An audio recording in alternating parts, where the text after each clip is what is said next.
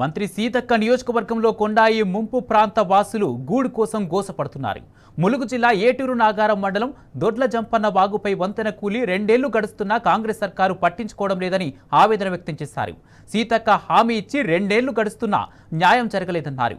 వరద భయంతో వాగు దాటి దొడ్ల గ్రామం శివార్లో అటవీ ప్రాంతంలో తలదాచుకుంటే దొడ్ల గ్రామస్తులు అటవీ శాఖ అధికారులు తమను వేస్తున్నారంటూ తల్లడిల్లిపోతున్నారు. సీతక్క మేమెక్కడ ఉండాలని ప్రశ్నిస్తున్నారు. ఇప్పటికైనా మా గ్రామానికి ఇచ్చిన హామీ మేరకు వరద ముప్పు నుండి కాపాడాలని చేతులెత్తి వేడుకుంటున్నారు.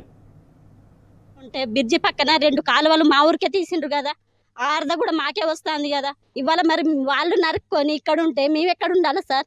ఆ విషయం మేము కలెక్టర్ గారికి చెప్పదామంటే కలెక్టర్ గారు మీరు మాట్లాడకండి అమ్మా అని పక్కకు పెట్టిండు. మీరు యువతలో ఉన్నారు, మీకేం బాధ ఉన్నదమ్మా అని మాట్లాడిండు సార్. అసలు మమ్మల్ని మాట్లాడనివ్వలేదు సార్. 10 అధికారులు వచ్చి కూడా దొడ్ల మీద కన్నేసి దొడ్ల అడిగి ఉన్నది, దొడ్ల కన్నా స్థలాలు ఇస్తామంటే అలాంటి విషయాలు మానుకోవాలి. కొట్టుకోవాలనుకుంటే మేము ఎప్పుడూ కొట్టుకోవాలి అడవిని. ఎందుకంటే మేము భవిష్యత్తులో పిల్లలకు ఉపయోగపడే ఉద్దేశంతో ఇటు దొడ్ల కొత్తూరున్న వాళ్ళని కూడా జరగకుండా ఈ దొడ్ల కొత్తూరున్న అడవి మధ్యలో భూమిని మేము ఆక్రమించకుండా ప్రతి సంవత్సరం కాపలు కాస్తాం సార్ అడవికి. మేము ఇలాంటి ఎట్టి పరిస్థితుల్లో ఈ భూమి కనుక వేరే వాళ్ళకి అప్పచెప్పి ఉంటే మేము దేనికైనా తెగిస్తాం. ఈ అడవిని మొత్తం ఆక్రమించుకుని హక్కు ఉన్నది. మీకు ఆపతుందమ్మా అడగండి అనేవాళ్ళు లేరు, కానీ దొడ్లకి ఏమి కాదు అంటున్నారు. దొడ్లకు ఉంది ముప్పు, ఎందుకు లేదు? ఇది వరకే చాలా కుటుంబాలు, చాలా ఇల్లులు నాశనమైనాయి. ఇంతవరకు ఇప్పుడున్న కుటుంబం అక్కడ ఇల్లు కూలిపోయింది కాబట్టి ఇందిరమ్మ ఇల్లు వస్తే ఇల్లు కడుతున్నారు. కానీ ఒక్క కుటుంబంలో 4 కుటుంబాలు, ఒకటే ఇంట్లో 4 కుటుంబాలు నివసిస్తున్నాయి. ఎందుకు?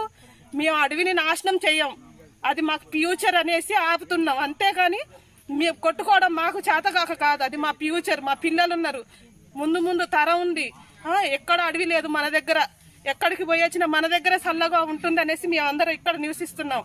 ఫస్ట్ వరదలు వస్తే పోయేది మాత్రం మా ఎస్సీ వాళ్ళు.